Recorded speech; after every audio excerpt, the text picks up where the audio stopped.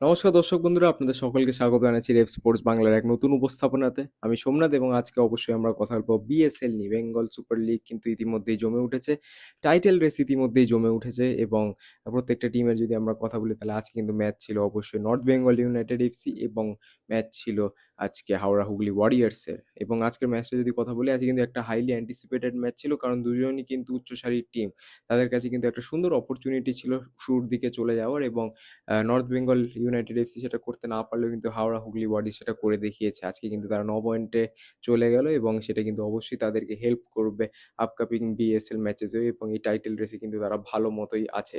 North Bengal United FC কে কিন্তু আপাতত 7 পয়েন্টেই খুশি থাকতে হবে আনটিল নেক্সট ম্যাচ। কিন্তু আজকে যদি পুরো ম্যাচের কথা বলি তাহলে কিন্তু আজকে নর্থ বেঙ্গল ইউনাইটেড এফসি তাদের হোম ম্যাচ ছিল কাঞ্চনজঙ্ঘা স্টেডিয়ামে, শিলিগুড়ি কাঞ্চনজঙ্ঘা স্টেডিয়ামে কিন্তু আজকে ম্যাচ ছিল এবং অ্যাওয়ে ম্যাচ কিন্তু জিতেছে এখানে হাওড়া হুগলি ওয়ারিয়র্স। গুরুত্বপূর্ণ 3 পয়েন্ট অ্যাওয়ে ফ্রম হোম, যথেষ্ট কিন্তু এটা একটা স্টেবিলিটি দেবে তাদেরকে।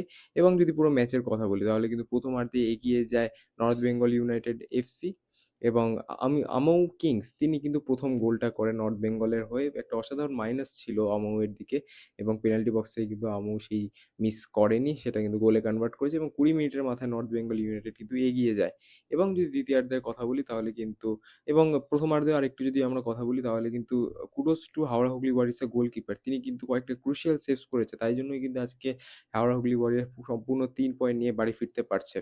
বাট যদি আমরা সেকেন্ড হাফের কথা বলি সেখানে কিন্তু একটা ট্রাস্ট জেনারেট করেছিল হাওড়া হুগলি ওয়ারিয়র্স, এবং প্রথমেই কিন্তু গোল করে এগিয়ে দেন বা সমতায় ফেরান বলতে পারেন সেই পাওলো সিজার। একটা কর্নার থেকে কিন্তু অসাধারণ হেড করেন এবং সেই হেডটা জালে জড়িয়ে যায়, সেখানে কিন্তু সমতায় ফেরে হাওড়া হুগলি ওয়ারিয়র্স। এবং যদি তার 15 থেকে 20 মিনিটের কথা বলতে হয় তাহলে তারপরেই কিন্তু গোল করে দেন ডেভিড লৌরেমবাম। তিনি কিন্তু একটা অসাধারণ বাইরে থেকে শট মারে, একটা লং রেঞ্জার মারে, সেটা কিন্তু একদম বলতে পারেন জালে ঢুকে যায় এবং 2-1 গোলে কিন্তু এখানে জেতে সেই হাওড়া হুগলি ওয়ারিয়র্স। এবং ডেভিড লৌরেমবাম তিনি কিন্তু আজকের ম্যান অফ দ্য ম্যাচ হয়েছেন। এবং অবশ্যই বিএসএল ইতিমধ্যে জমে উঠেছে। কালকে কিন্তু আরেকটা ম্যাচ আছে, রোজই ম্যাচ চলছে এবং কালকেও একটা ইন্টারেস্টিং ম্যাচ আছে। এবং সব থেকে ইম্পর্টেন্ট কালকের ম্যাচ হচ্ছে জেইচআর রয়্যাল সিটির জন্য। তারা কিন্তু এখনো শীর্ষস্থান ধরে রেখেছে বিএসএল এ, এবং কালকে কিন্তু তাদের কাছে একটা অপরচুনিটি আছে এই লিডটা আরো বাড়ানোর। তারা কালকে খেলতে নামছে মেদিনীপুরের বিরুদ্ধে।